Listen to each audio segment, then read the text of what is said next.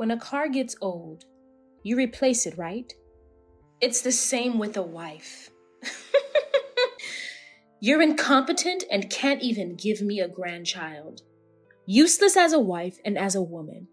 Just disappear already. I had never heard such reasoning before. I couldn't even muster the energy to argue back. Because I'm a cancer patient, lying in a hospital bed. Just a few minutes ago, an unbelievable truth came to light. And those were the words, hurled at me by my mother-in-law Nancy.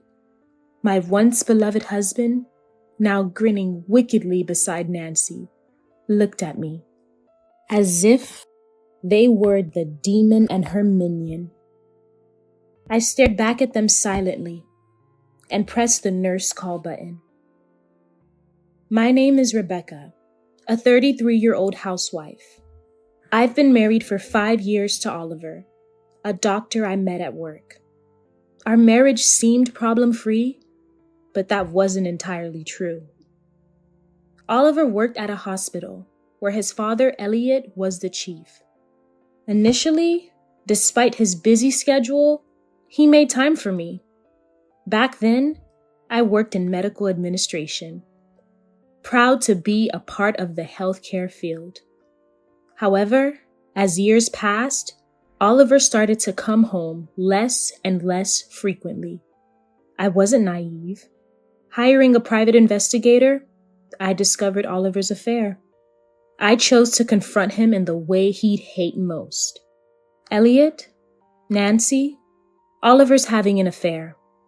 I'm considering divorce. My in-laws, especially Elliot, were shocked and outraged. Oliver, you're unbelievable. Rebecca's going through a hard time. Be more like Lawrence. Lawrence, Oliver's cousin and fellow doctor at the same hospital, was well liked by patients. He and Oliver didn't get along. Eventually, believing Oliver's claim of momentary lapse, we chose to rebuild our marriage, partly because I was pregnant with Oliver's child. His late returns began around my pregnancy. Then, perhaps out of guilt, Oliver became kinder. I couldn't fully forgive him, but I hoped to one day. I first noticed something wrong with my body late into the pregnancy. That's odd. The baby's movements, once so lively, were absent that day. I could hear my heart pounding. Rushing to the hospital, the doctor said, "Please stay calm. The heart has stopped." Impossible! Just last night, there was so much movement. Tell me it's a lie. Tears streamed down my face. Oliver and the doctor talked, and soon, a sorrowful delivery began. I was given drugs to induce labor. It was painful. My son, born from such effort, was beautiful but silent. Beautiful, isn't he? Oliver and I wept uncontrollably. Afterward, I quit my job and stayed home. Oliver was depressed for a while, but a month later, he said insensitively, "Why are you still upset? We can just have another child." Furious, I retorted, "Just have another? Don't talk about it like it's a thing. You, with your painless experience in affairs." To my outburst, he replied, "That's over. Don't bring it up. Do whatever you want." Oliver left and didn't return for a while. He seemed to have gone to his parents' house. Days later, Nancy visited. "Rebecca, it's unfortunate about the child, but Oliver feels the same. He's reflecting every day at home. Please forgive him. You can have another child." I was infiltrated by Nancy's echoing of Oliver's words. "This is between us, so please leave us alone. Besides, I still can't forgive Oliver for his affair. I didn't divorce him then, because I was pregnant with our son. But now, at my words, Nancy sighed heavily and said, Rebecca, don't you often get told that you're irritating? Bringing up old issues. Oliver apologized properly. What else are you dissatisfied with? Speak up! Maybe it's your fault he cheated. Stop making it sound like Oliver is the only one at fault. It's upsetting. Her glare was piercing. What? Did she just say that? He apologized, so it's okay? This isn't a child's fight. I was stunned by her childish statement. Anyway, I won't allow a divorce. It'll look bad if you dump him after losing a baby. People will say you just abandoned him. Besides, you can't divorce, can you? You owe a debt to Elliot's family. You wouldn't repay kindness with ingratitude, right? Nancy said that and left with a laugh. Frustrated, I couldn't help but cry after Nancy left. I've always had a difficult relationship with Nancy. My family is just an ordinary one, not particularly medical. It seemed Nancy wanted Oliver to marry someone from a prestigious family. What's your job, Rebecca? Oh, medical administration. And your dad's an office worker? I see, she said, clearly disappointed. I thought she was incredibly rude, even when Oliver cheated. I saw Oliver being scolded by Elliot, and Nancy glared at me, as if to say, you're to blame too. It didn't feel good. I can't believe she actually thought I was the one at fault. Unbelievable. Oliver was the one who cheated during my pregnancy after all. I was raised by my father alone, since I lost my mother in an accident when I was young. My father, who lived alone out of the state, found out he had cancer after I got married. It was pancreatic cancer. With few hospital beds available in the countryside, especially for the elderly, it was hard to find a place for him. Then Elliot offered to help at his hospital. I knew it wasn't aggressive cancer, but my father passed away 6 months later. Still, I was grateful for the extra time I had with him. Nancy must be referring to that favor. I'm only thankful to Elliot. I had nothing but contempt for Nancy, like she was some kind of devil. After that, Oliver would come and go from our house. Our marriage was completely broken. During those days, I started to feel unwell. I felt terribly weak, short of breath, and my heart raced with just a little effort. My fever wouldn't go away, and I thought it was just a cold, but the symptoms were different. Bruises appeared all over without any injuries.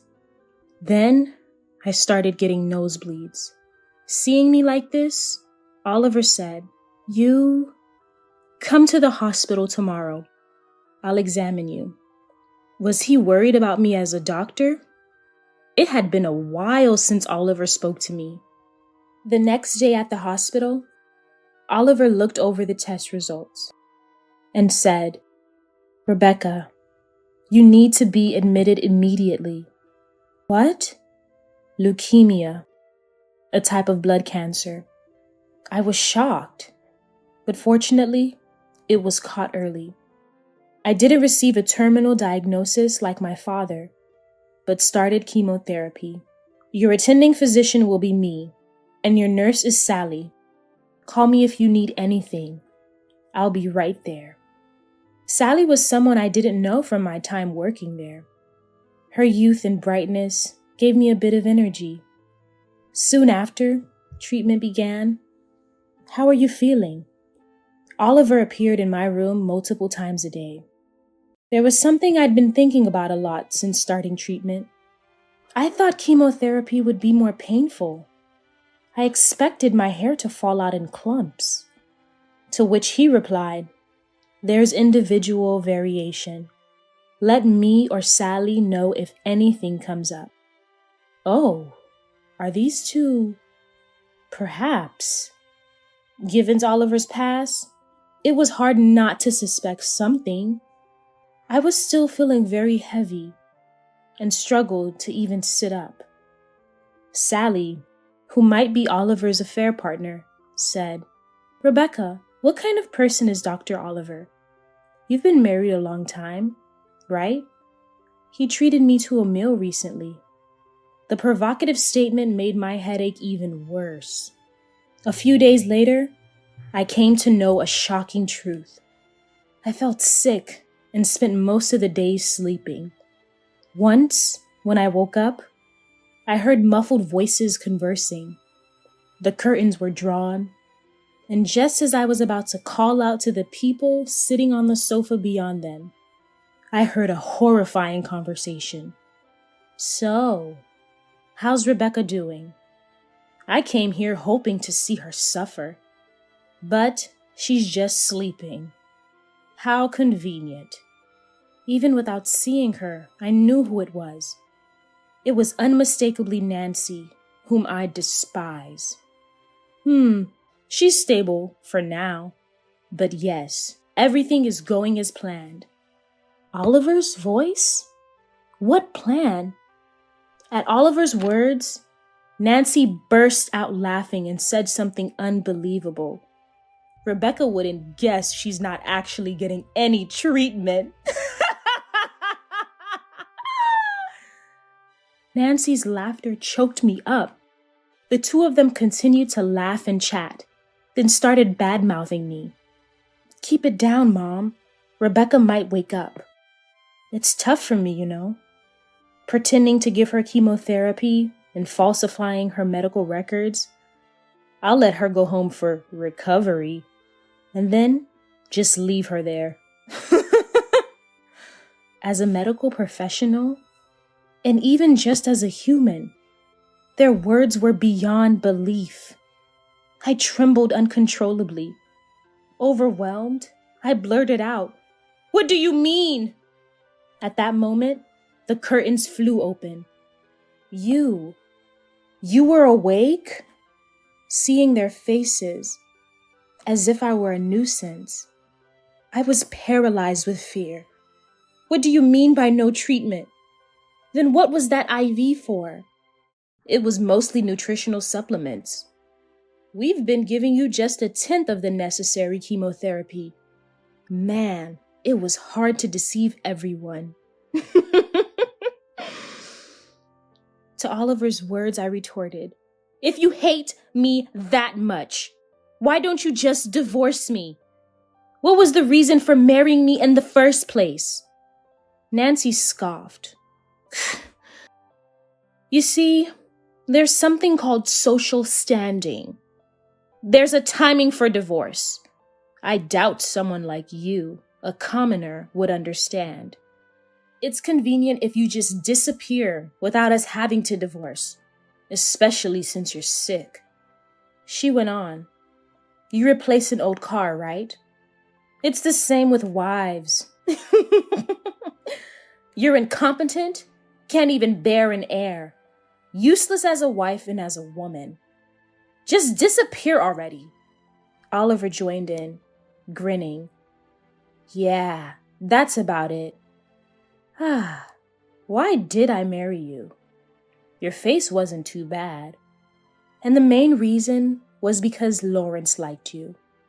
I just wanted to see his disappointed face. I have someone I want to marry after you're gone. Sally. Isn't she cute?" Oliver's smirking face filled me with disgust. Then, from the doorway, "Is that true?" Nurse Sally was standing there.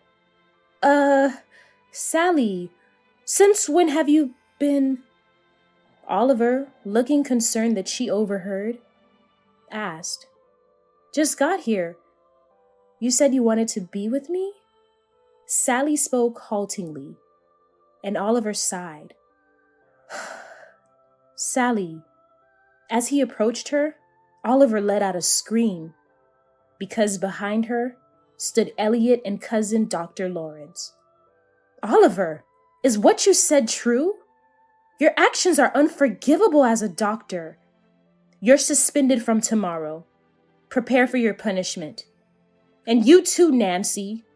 I'll have a word with you when we get home. Elliot's words shrank them both.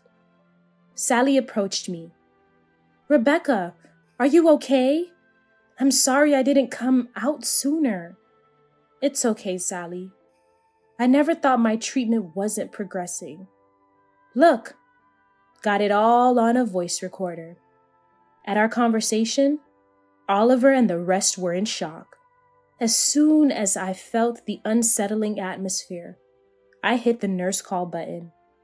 Elliot and the others were brought by Sally. I had thought Sally was Oliver's affair partner, but after seeing her dedication, I apologized. Sally, I'm sorry if I'm wrong.